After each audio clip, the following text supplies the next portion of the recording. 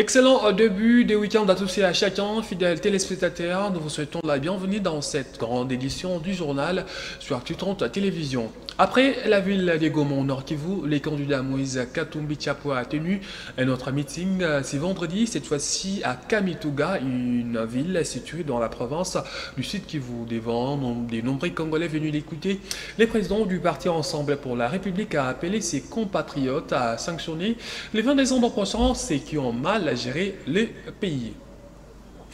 Le prix Nobel de la paix et candidat à la présidentielle de décembre prochain, le docteur Denis Mukwege, de son côté, va lancer ce samedi à 25 novembre sa campagne électorale dans la ville de Bukavu, au Sud Kivu.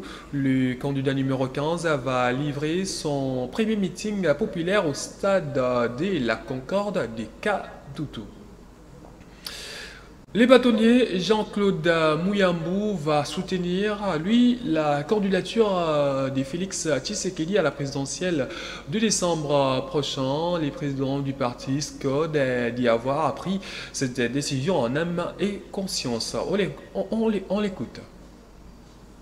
Non, accent sana. Michel Kouroudia Mounion Sacré. Je soutiens président Fachi en tant que président à parti politique, membre yangu ya SCOD. On n'a rien à voir avec l'Union sacrée. Et je ne vais jamais remettre mes pieds là-bas. Jamais, jamais, jamais de la vie. Accent ça.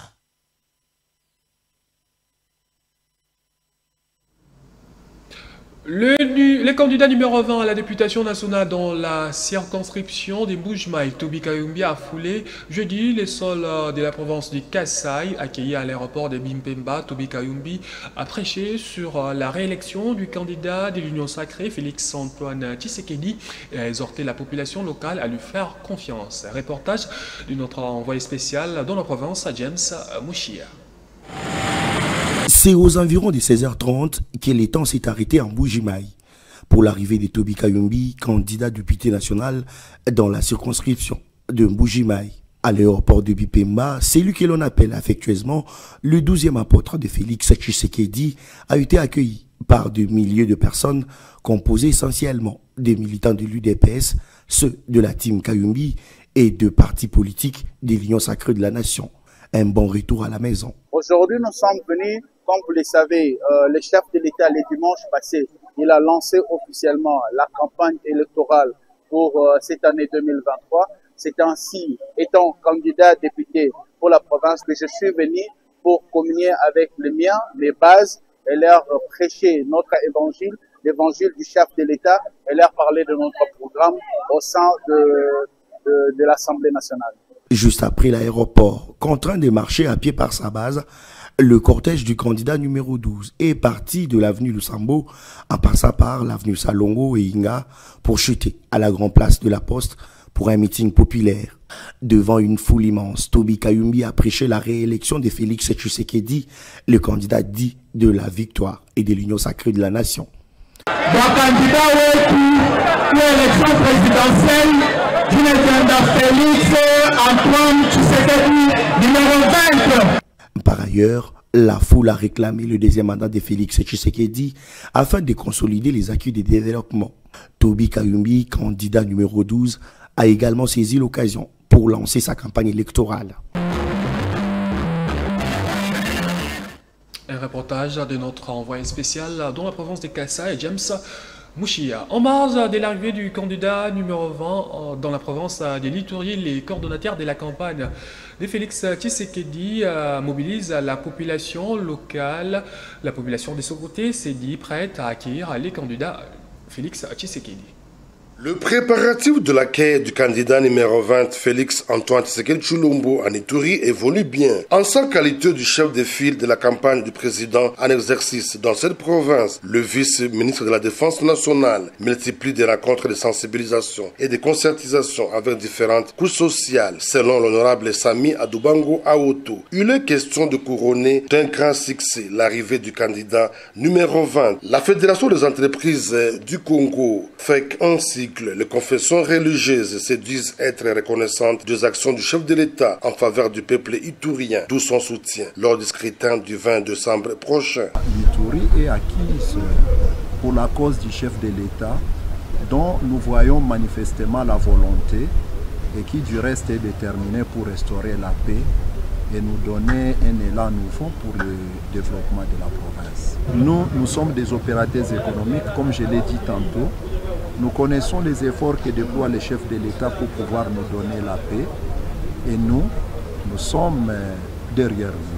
Le message que nous allons donner à la population de l'Itourie, c'est de ne pas seulement voter pour voter, mais voter utile. Voter utile veut dire aussi voir aussi le passé positif d'un candidat, entre autres celui du chef de l'État, qui s'inscrit positivement par rapport à des actions qu'il a déjà menées. Même soutien exprimé par le chef du secteur de Bahémassid. Je rends un vibrant hommage au chef de l'État, garant de la nation, homme de vision, à travers sa ferme volonté et détermination de pouvoir tirer la République démocratique du Congo de très loin pour l'amener vers un paradis dans plusieurs secteurs de la vie sociale, notamment la construction des écoles, des centres de santé, aussi la gratuité au sein des institutions publiques de base, chose qui a donné un espoir de vie aux parents qui se voient aujourd'hui être déchargés de lourds fardeaux qu'ils transportent. Excellence, Monsieur le Président de la République, que Dieu vous bénisse et vous accorde longévité à la tête de la RDC. Pour l'air, les états-majors des partis politiques de l'Union sacrée et autres kyriés sont en alerte maximale pour marquer d'une pierre blanche cette caravane électorale du numéro 20 Félix Antoine Tshisekedi Tshilombo en Ituri, une province orientale de la RDC. Le candidat député national des Moamba, Ogimamoni, appelle les Quinois de sa circonscription électorale à l'élire le 20 décembre prochain pour le bon fonctionnement de la prochaine Assemblée nationale. Il promet une proposition de loi pour éradiquer les phénomènes corona qui s'observent actuellement dans la capitale congolaise, Kinshasa. Bandeko nangai, ba mama nangai, ba papa nangai. Nakoyeb sabino boy. Moment yangoyo, to komina tout ce na maponami. Tout ça a un grand effort de changer ma camp finalement. Ce qui est au PC Baron les sous 5 ans de plus. Les années de télévision toujours comme ça 5 ans de punition encore. 5 ans il y a passé dans Bokaro. Tant que ces gens seront là-bas au Parlement, il n'y aura pas un changement. Moto a noté. Mon parti a changé Mbokao. Biso moko ba Congolais, nous tout changé Mbokao. Binomo bon on décollé déjà dans le Parlement. Il se bat seul là-bas contre 500 députés. Yemoko a cocaté. Botine biso dans le Parlement, tout qui ne travaille le ngonaye. Même à ta président Félix Tshisekedi.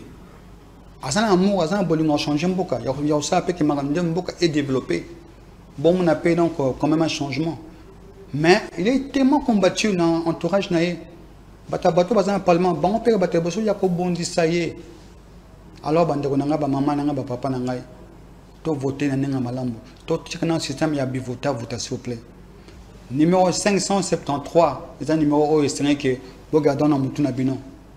573, c'est un numéro, il y a changement. Un vrai changement alors. Moment où on est en haut, un signe Bino. C'est qu'on a bien soutien à 100% pour soutenir Bisso. Bon, qu'on a voté 573 pour un vrai changement. Tout changement est long, il y a Parlement. Les peuples congolais veulent la paix. Nous voulons aller aux élections. C'est en ces mots que s'est exprimé vendredi les vice-premiers ministres de la Défense, Jean-Pierre Bemba Gombo, au sommet des l'EAC à Arusha, au nord de la Tanzanie. C'est membre du gouvernement Samuel Konde qui a représenté le chef de l'État Félix Tshisekedi lors de ses assises a réaffirmé la volonté de Kinshasa à rétablir la paix dans la partie est du pays.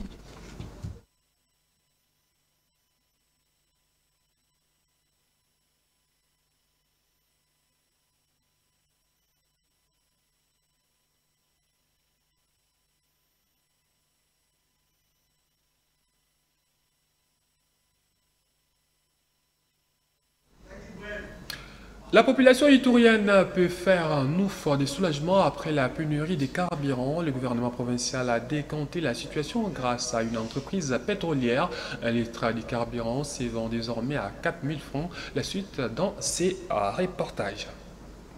Plusieurs engins roulants et motorisés ont été visibles de nouveau ce vendredi matin au centre-ville de Bunia. Certains conducteurs disparus sur les voies publiques ont repris leurs différentes courses. La grande problématique de la pénurie du carburant observée il y a plus d'une semaine au chef-lieu de l'Ituri trouve déjà une solution. De nombreux véhicules embourbés dans la partie nord de la province entre Pitso et Jina, c'est la RN27, sont entrés à Bunia la nuit dernière. Ceci grâce à l'intervention du gouverneur militaire de l'Ituri, le lieutenant-général Luboyanka Shomadjouni. L'implication du vice-ministre de la Défense nationale, l'honorable Sami Adoubango Aoto, qui séjourne dans la zone, est également à mettre en contribution dans cette démarche qui soulage plusieurs Ituriens. Sa rencontre avec la FEC, le transporteur et le pétrolier est un exemple éloquent. Aujourd'hui, le prix du litre de carburant à la pompe se négocie à 4 000 francs congolais, confirme Dani Mugisa, président de la corporation de pétrolier de l'Ituri. J'avais promis à la population que moyennant de 3 jours, que le prix va rabaisser grâce à son excellence monsieur le gouverneur de la province de l'Ituri qui a intervenu avec la société Mongabao pour aller libérer un lot. La baisse du prix des carburants influe positivement sur la négociation des courses, se réjouissent certains motards. Pour l'instant, je remercie notre gouverneur parce qu'il s'est battu bec et ongle pour la baisse de ces carburants. C'était très difficile pour nous et les autres de travailler. Je prierai que le prix puisse continuer toujours à diminuer parce que ici vraiment la ville, à cause des hausses prix, vraiment les clients nous fouillent, nous les taximens, on chante un peu comme ça. Notons que le carburant est parmi les produits importés à grande quantité. Dans cette région, ce kérosène est utilisé dans tous les secteurs de la vie. Actuellement, cette baisse enchante toute la population iturienne. En culture, la star de la rumba congolaise Fally Ipupa sera sur scène ce samedi 25 novembre pour un méga concert en France dans la plus grande salle à Paris, la Défense Arena. Le chanteur congolais attend relever ses défis ambitieux à la hauteur de sa notoriété. Il a dit, je cite, « Je préfère être le guide plutôt que le suiveur ». Fin des citations. Le détail avec notre envoyé spécial à Paris, Rachel Kitita. Ce 25 novembre 2023, le drapeau congolais flottera pour la toute première fois ici à Paris, la Défense Arena. L'artiste congolais Fally Ipupa va se produire ici, 42 000 places, 3 ans après son grand concert de Bercy, joué le 28 février. Bercy compte la moitié de Paris La Défense Arena, qui compte 42 000 places. Fally Ipupa, qui en est à son 7e album, va donc réunir les mélomanes de l'Afrique, de l'Europe, mais également de tout le monde entier. Plusieurs invités surprises participeront à ce grand événement, ce grand concert qui débutera à 20h heure de Paris. Des délégations sont venues de partout, notamment de Kinshasa, des délégations composées notamment des journalistes et de ceux qui soutiennent l'artiste et ceux qui aiment la musique congolaise. Nous sommes arrivés ici, nous avons fait le déplacement de Paris pour assister à ce grand événement puisque c'est la République démocratique du Congo qui gagne et qui sera donc à l'honneur. Suivez-nous à partir de ce samedi pour suivre les grandes lignes, les temps forts de ce grand concert que Fally Ipupa va livrer à tous ceux qui l'aiment et qui aiment sa bonne musique. Depuis Paris, Rachel Kitita, Actu 30.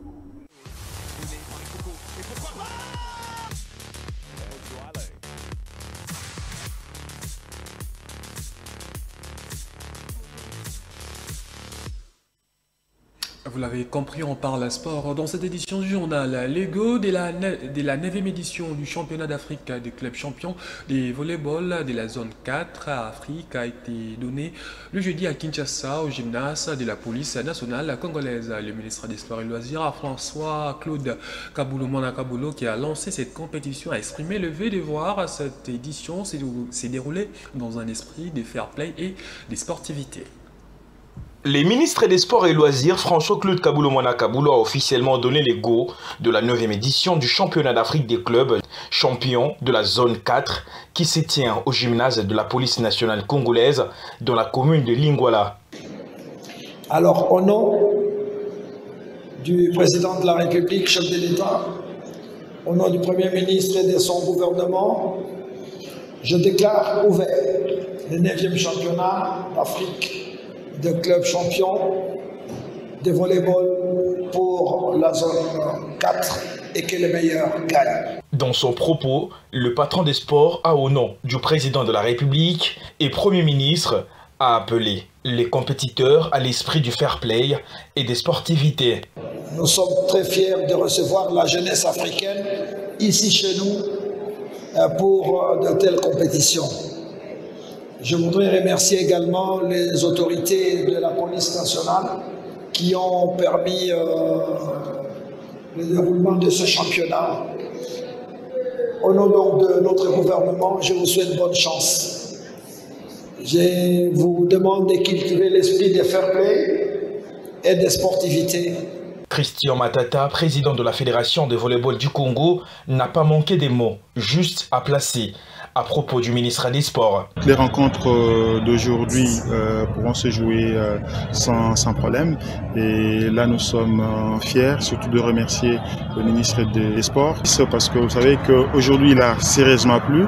Mais heureusement pour nous, nous avions une salle qui nous a permis de commencer ce championnat sans difficulté. Pour cette journée inaugurale, le VC Dream Team de la République démocratique du Congo s'est imposé face à Zalaskro de la République centrafricaine sur les scores de 3-7-0, soit 2-17, 25-13, 25-18. En version masculine, 7 clubs sont présents chez les messieurs, dont un de la République démocratique du Congo et l'autre de Centrafrique. Alors que chez les dames, 6 équipes, toutes congolaises, prennent part à cette compétition.